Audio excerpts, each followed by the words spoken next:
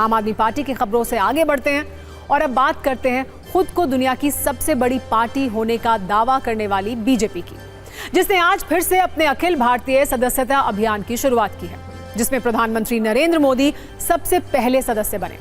Delhi BJP कार्यालय में आयोजित समारोह में पीएम मोदी ने सदस्यता ली।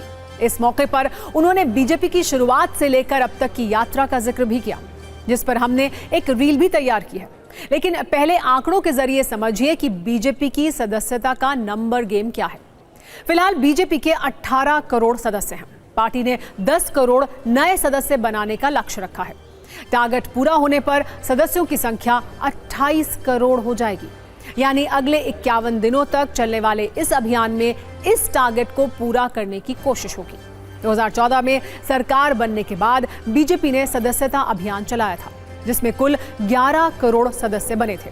फिर 2019 में बीजेपी ने दावा किया कि 7 करोड़ नए सदस्य और जोड़े गए हैं और इस बार 10 करोड़ नए सदस्यों को जोड़ने का टारगेट है।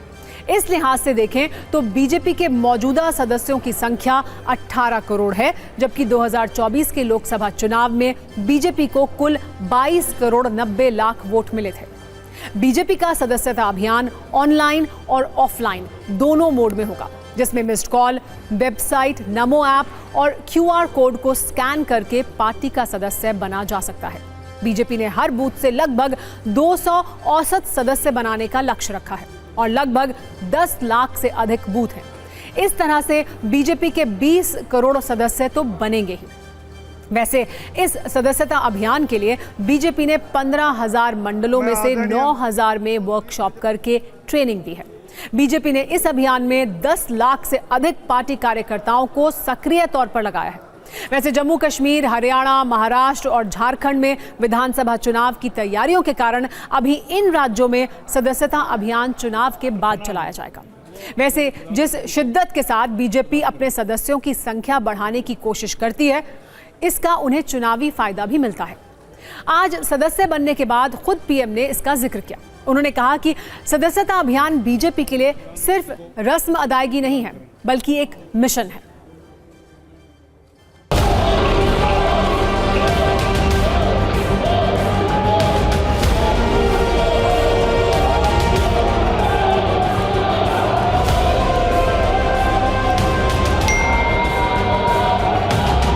ये दल ऐसे ही यहां तक नहीं पहुंचा है। अनेकों पीढ़ियां खप गई हैं। वर्तमान पीढ़ी के अनेक कार्यकर्ता हैं जिनके नाम भी नहीं जानते होंगे। ऐसे लोगों ने अपना जीवन खपाया, तब जाकर के ये दल लोगों के दिलों में जगह बना पाया है।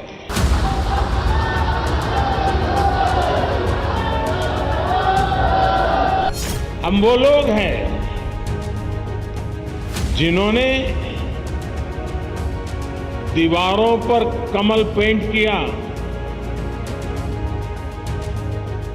लेकिन इतनी श्रद्धा से पेंट किया कि विश्वास था ये दीवारों पर पेंट किया हुआ कमल कभी न कभी तो दिलों पर भी पेंट हो जाएगा।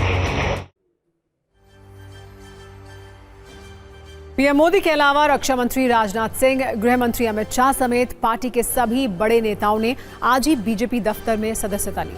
इस मौके पर गृह मंत्री अमित शाह ने कहा, बीजेपी दुनिया की सबसे बड़ी पार्टी तो है ही, साथ ही राजनीतिक दलों में अनूठी पार्टी भी है। कोई राजनीतिक दल लोकतांत्रिक तरीके से हर 6 साल में सदस्यता अभियान नहीं करता। बीजेपी अकेली ऐसी पार्टी है जिस पर उन्हें गर्व है। वैसे कई लोगों के मन में ये सवाल हो सकता है कि जब कोई व्यक्ति पहले से ही पार्टी का सदस्य है, तो फिर से उसे सदस्य बनाने की जरूरत क्यों होती है। दरअसल बीजेपी के संविधान के मुताबिक हर 5 से 6 साल के बाद नए सिरे से सबको फिर से पार्टी का सदस्य बनाया जाता है। इसीलिए प्रधानमंत्री से लेकर छोटे से छोटे कार्यकर्ताओं को फिर से सदस्यता लेनी पड़ती है। बीजेपी राष्ट्रीय महासचिव और राष्ट्रीय सदस्यता अभियान के संयोजक विनोद तावड़े के अनुसार कोरोना के कारण पिछला सदस्यता अभियान सही से नहीं चल पाया था, लेकिन अब ये बड़े पैमाने पर चलेगा। सत्ता में अब बात करते हैं जाति जनगणना और महिला सुरक्षा पर उस देशव्यापी संदेश की जो केरल से 3 दिनों के मंथन के बाद आरएसएस ने दिया है। केरल के पलक्कड़ में 3 दिन चली समन्वय बैठक के आखिरी दिन आज आरएसएस के प्रवक्ता सुनील आंबेकर ने प्रेस कॉन्फ्रेंस की।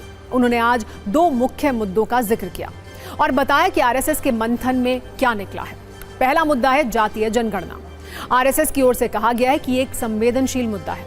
दूसरा मुद्दा है महिला सुरक्षा। इसको चिंताजनक विषय बताया गया है। आपको विस्तार से बताते हैं कि आखिर आज आरएसएस की ओर से क्या कहा गया है। आरएसएस के प्रवक्ता सुनील आंबेकर ने कहा कि हिंदू समाज में जाति बहुत संवेदनशील मुद्दा है। जाति जनगणना राष्ट्रीय एकता और सुरक्षा के लिए अहम है। इसका इस्तेमाल सामाजिक कल्याण के लिए होना चाहिए। चुनावी उद्देश्यों या चुनाव प्रचार के लिए इसे पॉलिटिकल टूल नहीं बनाया जाना चाहिए।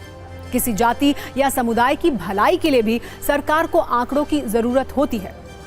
वहीं महिला सुरक्षा पर चिंता जताते हुए उन्होंने ये कहा कि आरएसएस की समन्वय बैठक में महिला सुरक्षा को लेकर 5 मोर्चों पर चर्चा हुई है। ये हैं कानूनी जागरूकता, संस्कार, शिक्षा और आत्मरक्षा। ये भी कहा कि महिला कानूनों में संशोधन की आवश्यकता है। आरएसएस की ओर से महिला सुरक्षा अभियान चलाने का फैसला भी लिया गया है। आप पूरी बात सुनिए, उसके बाद 3 दिनों तक चली इस बैठक में किन और मुद्दों पर मंथन हुआ है, ये भी आपको बताएंगे।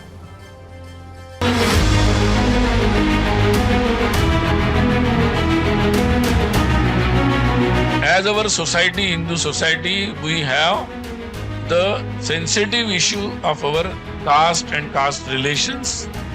That is a very sensitive issue. So, and of course, it is an important issue of our national unity and integrity. So, it should be dealt very seriously, not just on the basis of electioning or election practices or politics.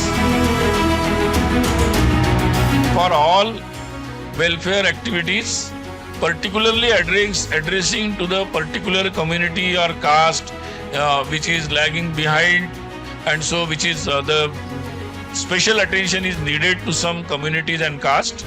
So for that, if sometime government needs the numbers, so it can take it, no problem. But it should be only to address the welfare of those communities and caste. It should not be used as a political tool for electioneering.